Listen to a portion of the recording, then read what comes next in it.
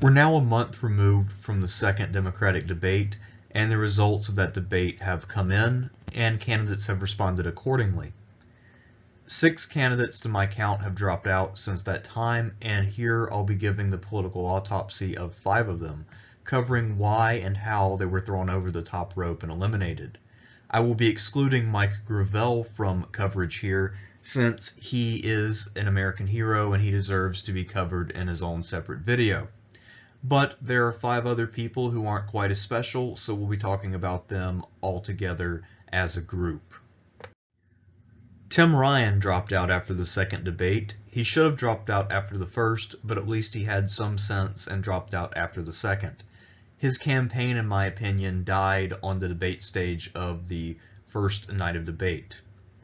The reason is that he failed to stick with his strengths. He was actually making a semi-compelling case about electability and the importance of unions and the average American worker.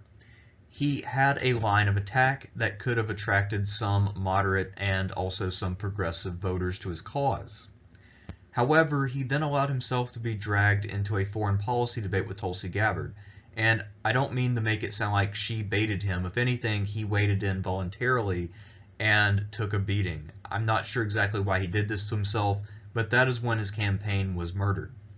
Not only did he mix up Al-Qaeda and the Taliban when he was talking about Afghanistan, but he also gave the shittiest possible justification for our continued involvement in Afghanistan by saying something to the effect that we simply have to be engaged, that it's really important that we remain engaged. He never attempted to explain why that was the case or how that would help in any way, and it came off as extraordinarily uninformed, uninspiring, and it just wasn't what people in the Democratic Party wanted to hear.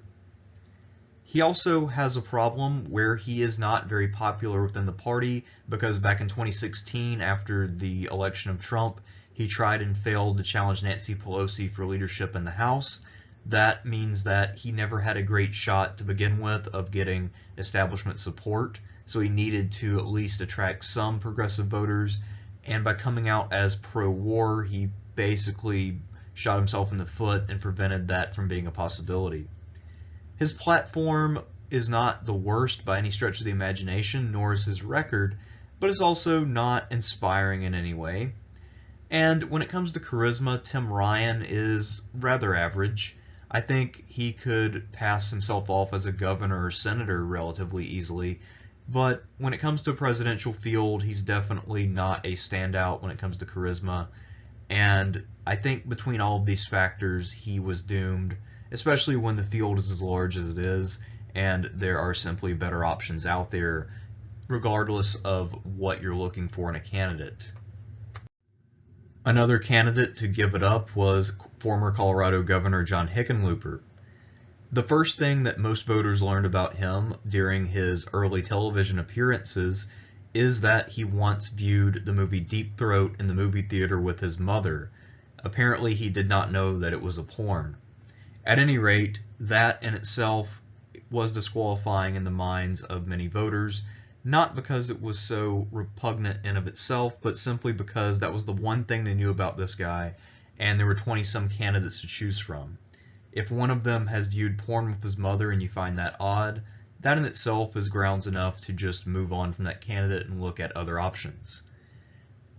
Beyond that, though, Hickenlooper did receive pretty favorable coverage from networks like CNN because he was a thoroughgoing corporatist and they liked his brand of politics. Other factors which helped to bring down Hickenlooper are that he ran an almost entirely negative campaign directed against Bernie Sanders and socialism. He didn't really make a case against either Sanders or socialism. He merely tried to troll Sanders on Twitter and Facebook and wasn't able to attract a following doing that. The main thing that really screwed him over is that because he focused so heavily on attacking Bernie Sanders, he never really developed a platform. What platform he did have was pretty weak and underdeveloped, and he didn't really offer any solutions in a meaningful sense. His priorities were very clearly out of touch. He has no interest in things like Medicare for all or other things that many people in the Democratic base and the American public as a whole are clamoring for. During the debates, despite being on the offensive the entire time and despite having a strategy of just going after Sanders and then being aided and abetted by the moderators so that he got more speaking time than his poll numbers deserved, he still failed to land a single zinger or great moment in either debate. His closest thing to a zinger is that he said something that frustrated Bernie, and Bernie threw up his hands, and Hickenlooper said, "Well, just throw up your hands, Bernie," and then Bernie said, "I will." So Bernie stole the one zinger that he had with one of the best lines from the second debate. If Hickenlooper had managed to catch on a little bit, there are still things in his record which would have undermined him. So if people looked into him, they'd realize that he used his credentials as a geologist to appear before Congress, drink fracking fluid, and claim that it's non-harmful. So the guy is not only someone who's a centrist, but he's a corporate shill. That's something that would be a hard sell to most people within the Democratic base, especially most environmentally conscious people. Hickenlooper, to his credit, does have a kind of eccentric charm that sets him apart from the other boring moderates in the field. He is the most interesting of them on a personal level, for sure, but he has the same kind of charm that Dennis Kucinich and Ron Paul have.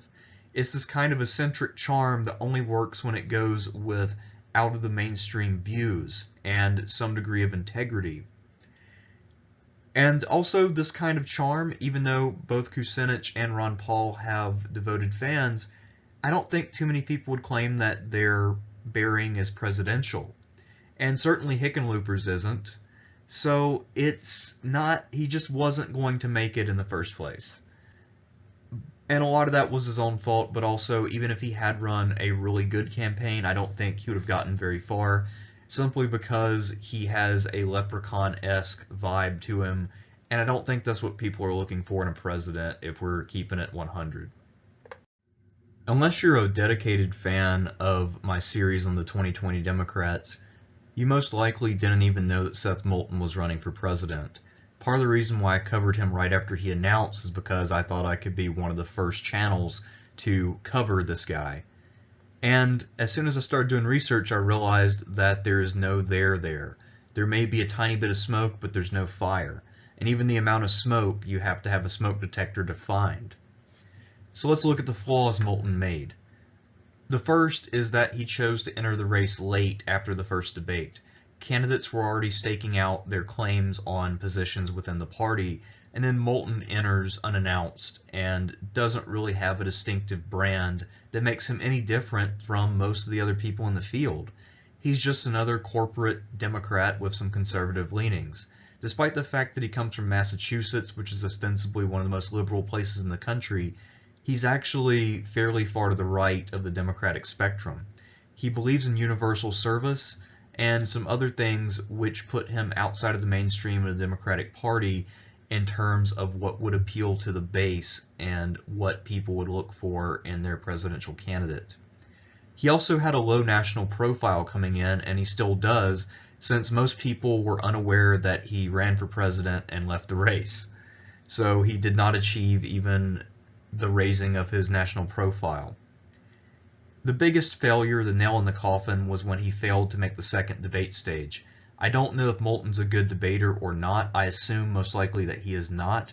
But at least when you're in a debate, you have a puncher's chance of having a breakthrough moment. And you don't have to have a complete breakthrough moment. You just need to get a little bit of daylight, a little bit of attention, a little bit of support. And while we haven't seen too many breakouts this year, it's not impossible.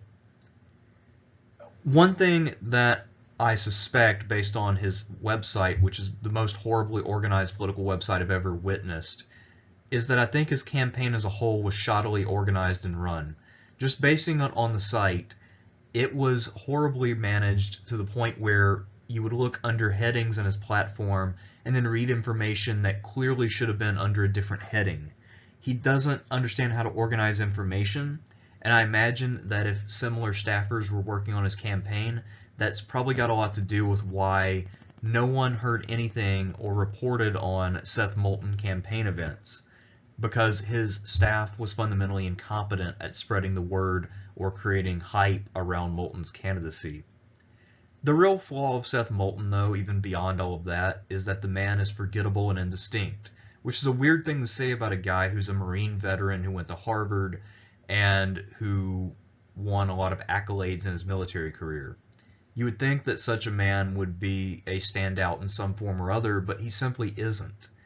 In Star Trek, there is Kahless the Unforgettable, but in our universe, the Roddenberry-less universe, we live in the time of Seth Moulton, the completely forgettable. Due to the size of the Democratic field, many people in the media have tried to really define each candidate by a single issue or thing, so that way it is easier to remember who is who and why they matter. The candidates who have been successful are the ones who are able to break out of this single issue mold. People like Bernie Sanders and Elizabeth Warren, who each have a bevy of different issues that they stand for. There's also Joe Biden, who's effectively running on being Joe Biden, which, while it sounds worse than being a single issue candidate, is actually a lot more politically viable than just being someone who runs on a single issue. Jay Inslee was the governor of a state, and by all accounts, he was a successful governor. He also has an excellent record on things like climate change. And while climate change is usually not the primary motivation of Democratic voters, it is something that is important to almost the entire coalition. So it is something he could have used as a basis from which to build up a successful campaign. Yet he readily allowed himself to be relegated to a single issue as the climate change guy. And while people like the climate change guy, no one really wants him to be president because he seems like he only cares about that one thing. He never redirected any other questions to talk about other issues he might be passionate about. He simply waited his turn, talked about climate, and didn't engage with any of his opponents. He didn't challenge people like Hickenlooper, who drank fracking fluid, for instance. He's pleasant, but he doesn't really have any charisma. And that was abundantly clear when he was standing beside Bill de Blasio, the blustering mayor of New York, who has a lot of charisma even if he comes off like a jackass when he is speaking. By contrast, Inslee seemed a little bit Jeb Bush-esque, and I hate to compare him to Jeb Bush since Jay Inslee is an infinitely better servant of the American people. When it comes to his platform, Inslee's platform was solid but not all that inspiring. There just wasn't an overall vision, and on economic issues he wasn't really standing out that much. I also don't know exactly where he stood on Medicare for All, but it doesn't seem like he was one of the leaders on the issue, certainly, and that was damaging when it comes to his ability to win over progressive voters. By the way, due to his stance on environmental issues, he almost certainly was going to have to rely on progressive voters rather than moderates in order to get him anywhere. In the debates, as I mentioned, he was competent. He never had any major slip-ups or anything weird happen, but he had no standout moments. And optically, though, he did have some issues. At one point, he was standing there grinning awkwardly, and the camera was supposed to be focused on someone else, but they shifted to get in the weird grin he had, and it came off as a bit disturbing and awkward.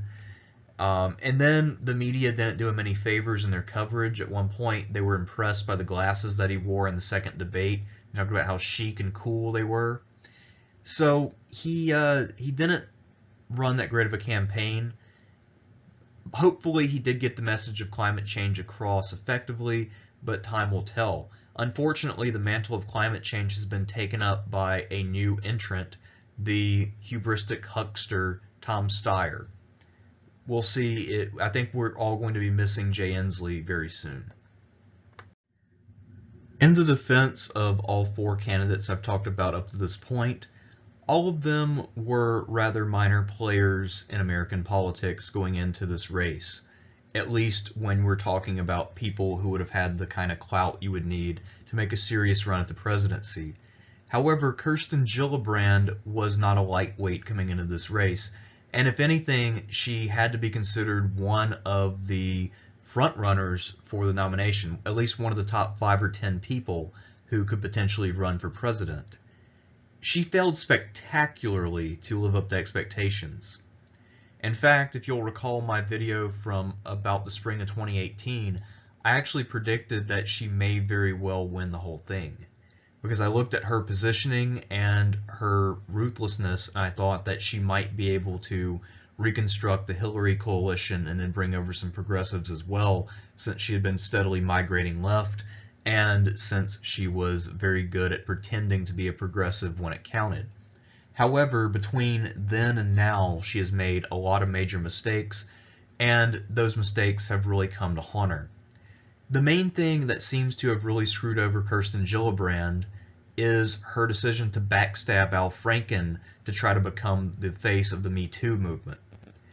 Now, at first I thought that the party was behind her since they had gone along with her.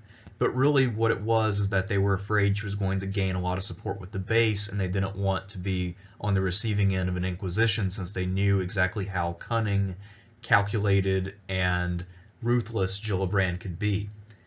When the Me Too movement started to fade, however, and it became clear that most people didn't think Franken deserved to be sent home in ignominious fashion, the party began to turn on her. And this is both the base and sitting members of Congress. Gillibrand and Franken had actually been friends in the Senate, and if anything, Franken was her best friend. They went to the gym together. Gillibrand, when she was trying to become the face of Me Too, would complain that other male senators would compliment her on her looks or comment on her weight, and that they were inappropriate sexist pigs. But apparently Franken was not one of those guys, since clearly she felt comfortable hanging out with him and going to the gym with him. So this all added up to make her a little bit of a pariah within her own party. And we see that in the first debate when, after the debate, all the candidates shook hands with each other, except for Gillibrand, who couldn't find anyone willing to shake her hand and simply walked off the stage. Just look at the footage from the end of that debate if you don't believe me.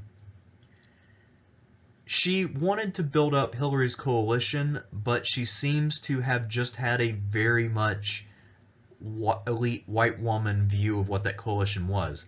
Hillary's coalition from 2016 included minorities, but Gillibrand's attempt to reconstruct it was just rich white women, yay. That's really all it boiled down to. Her appeals were less subtle and more crass. There were several times during the two debates she was in where she literally used the words, "Women of America, listen to me." It's just blatant identity politics in a way that even Harris, Booker, and some of the others who like identity politics would never dream of attempting because it is so brazen and brainless. It also just insults the intelligence of voters. I mean, if you're going to trick them, you need to at least lie a little bit. Like Harris pretends that she has genuine concerns about Biden's record on race, and she puts on a little act and a pouty face when she does it. Gillibrand just says, "Women, I am your champion. No one else is your champion, just me." In general, Gillibrand comes off as condescending and insincere. And I thought that I was the only person who caught on to that, and I thought other people wouldn't. But apparently most people, other than her friends who are in elite circles, find her to be very off-putting. She does not sound like someone who means anything she says. At one point, speaking of her emphasis on social issues and elite white women issues, one thing that elite educated white women enjoy doing is telling other white people about their white privilege. And Gillibrand decided to fulfill the stereotype to the utmost by attending a meeting of Midwestern workers, I believe they were union workers, and rather than talking about their rights as a union or the state of the economy or outsourcing or automation or other things that might have directly appealed to their concerns, she instead opted to lecture them on their white privilege. Had she built that into, you need to make sure to integrate other races and a more diverse workforce into your union to make the union stronger, that would be one thing, since it would actually integrate their lives into this larger theoretical framework. But instead she chose to go full first-year graduate student of gender studies on them and deliver a lecture that they were not expecting. They wanted to hear what she was going to do as president, not why they were bad people. And this shows that her political instincts are actually way worse than I thought.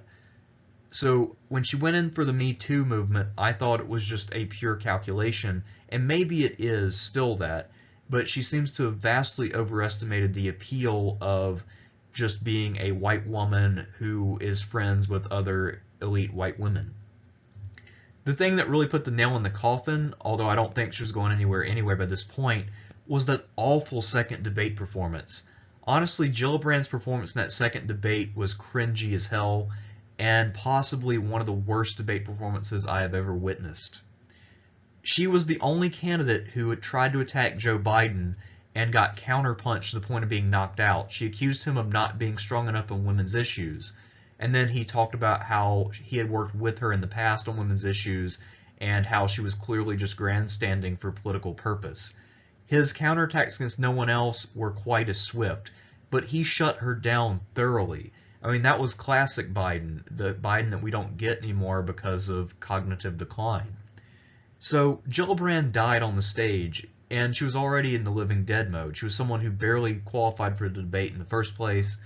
Her donations were surprisingly weak since she had been put on the backbench of the establishment candidates. They were looking more toward Harris and Booker, Buttigieg, and some others because they were more solidly corporatist. Gillibrand had been flirting with some progressivism here and there, and the establishment wasn't super thrilled about it. She also had that issue of betraying a fellow Democrat for basically just personal reasons. Yeah, there were a lot of things that went into her failing, but there's still no excuse. She was well positioned. She had all of the resources on her side. She was well connected with Wall Street. She managed to get appointed to the Senate. She didn't have to face a real election. She had everything in the world given to her, and she's known as someone who's very smart and calculating, yet she managed to blow it all. And at this point, her position is so weakened that I honestly think she's going to face a primary challenger from the left, and there's a good chance that she will lose that race, despite being a corporate Democrat in the state that contains Wall Street. We'll see, however, but I think that Gillibrand's future is over.